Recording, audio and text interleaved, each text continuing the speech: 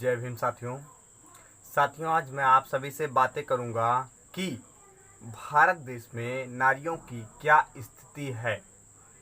इस पर आज मैं आप सभी से बातें करूंगा। दोस्तों, वीडियो शुरू करने से पहले आपसे एक रिक्वेस्ट है कि अगर अभी तक आपने मेरे चैनल को सब्सक्राइब नहीं किया है तो प्लीज़ चैनल को सब्सक्राइब कर दीजिएगा और बेल आइकन को ज़रूर दबा दीजिएगा। दोस्तों, आप सभी को पता है कि भारत देश में पूरा का पूरा इतिहास आप देखेंगे तो सदियों से लेकर के अभी तक भी भारत देश आज़ाद हो गया, फिर भी भारत की नारियों की दशा क्या है, उनके साथ कितना शोषण, कितना अत्याचार हो रहा है, अभी तक ये हर कोई इस बात को जानता है। बस इसी चीज़ पर मैं आप सभी से बातें करूँगा कि उनका शोषण ऐसा क्यों इतना ज़्यादा हो रहा है। दोस्तों, जितने भी पीछे आप देखेंगे सदियों से चले आ रहे हैं स्त्रियों के साथ, नारियों के साथ जो शोषण हो रहे हैं, इसके पीछे आप देखेंगे कि जितने भी हिंदू धर्म के कथाकथित कपोल कल्पित ग्रंथ रचे गए हैं, काल्पनिक ग्रंथ लिखे गए हैं, उनमें आप देखेंगे कि हमेशा नारियों का शोषण, अत्याचार उनके जो है कि द्वारा, पुरुषों के द्वारा उन पे हमेशा से जुल्म ढाया गया है। इसी का जिक्र हमेशा आप उनके ग्रंथों में देखेंगे। कभी भी आप उनके ग्रंथों में, यानी कि हिंदू धर्म के जितने भी काल्पनिक ग्रंथ हैं, उनमें आप कभी भी नारियों के गौरव की बातों को नहीं देखेंगे। हमेशा उसमें आपको नारियों के शोषण की ही बातें मिलेंगी। नारियों के साथ हमेशा शोषण हुआ है, यही बातें आपको उसमें हमेशा देखने को मिलेंगी। तो दोस्तों, अभी भी हमारे भारत की नारियां जो हैं उनको सब कुछ अधिकार मिल गया है, लेकिन किसके द्वारा मिला है उनको अभी तक शायद ये ज्ञात नहीं है। इसीलिए वो अभी भी समझ नहीं रहे हैं बात को कि उनके साथ इतना अत्याचार, शोषण क्यों हो रहा है।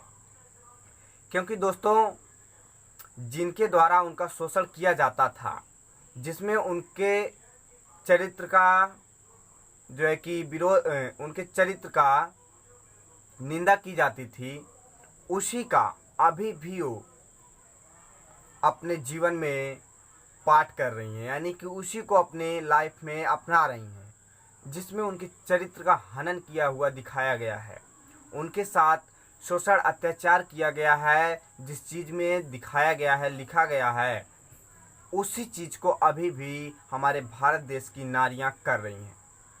मैं इस बात को बताने से पहले कुछ लोगों को ये लगेगा कि सभी को बोल रहा हूँ, मैं सभी को नहीं बोल रहा हूँ। कुछ नारियां ऐसी हैं, लगभग 5% ही ऐसी होंगी जो अपने हक अधिकार के बारे में जानती हैं, उनको क्या करना है, क्या नहीं करना है, इसके बारे में वो जानती हैं और करती भी हैं।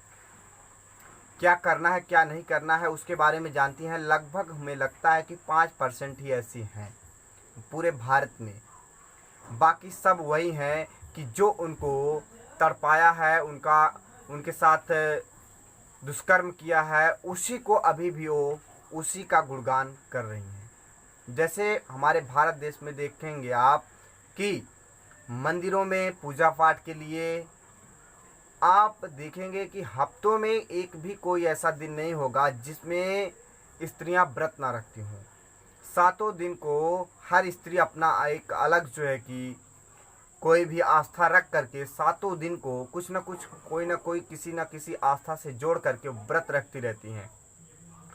पूजा पाठ में इतना लीन रहती हैं कि लगता है कि वही सब उन्हें, यानी कि जिसके आस्था के नाम पर वे सब व्रत, पूजा वगैरह करती हैं, उन्हें लगता है कि उन्हें वे ही सब कुछ दिए हैं, जो उनको आज के डेट में, जब भारत आज़ाद हुआ, उन्हें पढ़ने का अधिकार, धन रखने का अधिकार, कहीं भी आने जाने का अधिकार, अपने से ही अपनी शादी करने का अधिकार, यानी कि कोई भी ऐसा काम नहीं बचा है जो पुरुष कर रहे हैं और नारियां ना कर रही हों। ये सभी अधिकार किससे मिले हैं उन्हें इसका ज्ञात ही नहीं है, जैसा ऐसा लगता है। जबकि सभी को पता है कि नारियों को अगर किसी ने अधिकार दिलवाया तो वो है केवल डॉक्टर बाबा साहब भीमराव अंबेडकर जी। उनके ही द्वारा पूरे भारतवर्ष की नारियों को आज़ाद किया गया, उनके ही द्वारा। अगर वो जो है कि भारत देश पे नहीं आए होते, भारत देश पे जन्म नहीं लिए होते, तो भारत की नारियों की दशा कभी सुधर ही नहीं सकती थी। भारत की नारियों को केवल एक मनोरंजन का मतलब कि मनोरंजन का ही एक यंत्र समझा जाता है, मनोरंजन का एक साधन समझा जाता है अभी भी।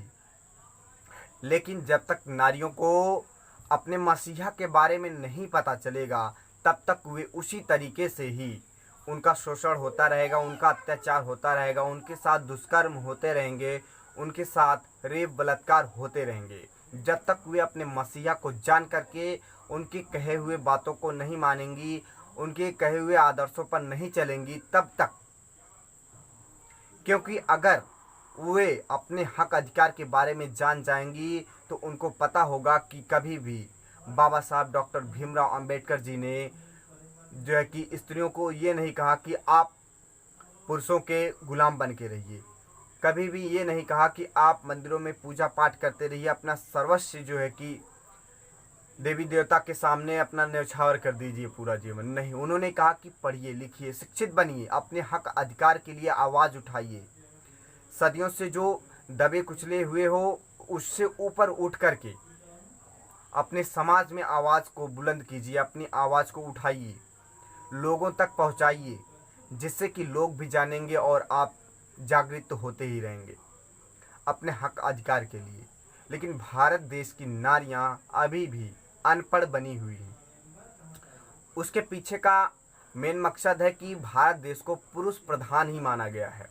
सदियों से भारत देश पुरुष प्रधान रहा और कुछ पुरुष ऐसे हैं केवल जो भारत देश की नारियों को उन्नति की तरफ ले जाना चाहते हैं, बाकी तो केवल नारियों को दबा कुचला ही रखना चाहते हैं, उनको अपना एक मनोरंजन का साधन ही समझना चाहते हैं। उनको कभी भी नहीं चाहते कि वे शिक्षित हों, आगे बढ़े, हमारे साथ कंधे से कंधा मिला करके चले, वे कभी नहीं चाहते।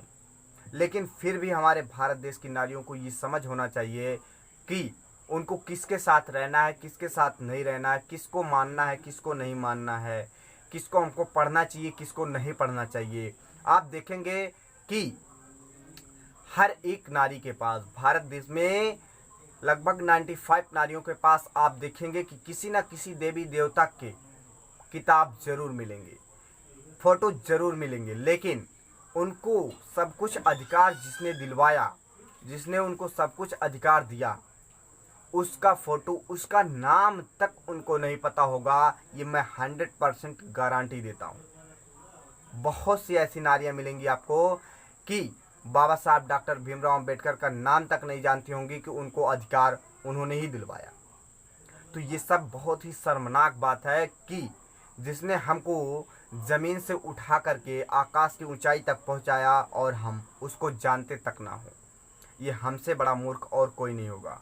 तो भारत देश की नारियों को इस बात को समझना पड़ेगा कि कुछ भी किया अगर बाबा साहब ने ही किया और किसी ने कुछ भी नहीं किया नारियों के लिए। तो मैं केवल इतना ही आपसे कहना चाहता हूँ कि अभी भी वक्त है सुधरने का, आप भी सुधर जाइए, क्योंकि नारी वो चीज़ होती हैं जो पूरे की पूरी सृष्टि को बदलने का ताकत रखती हैं।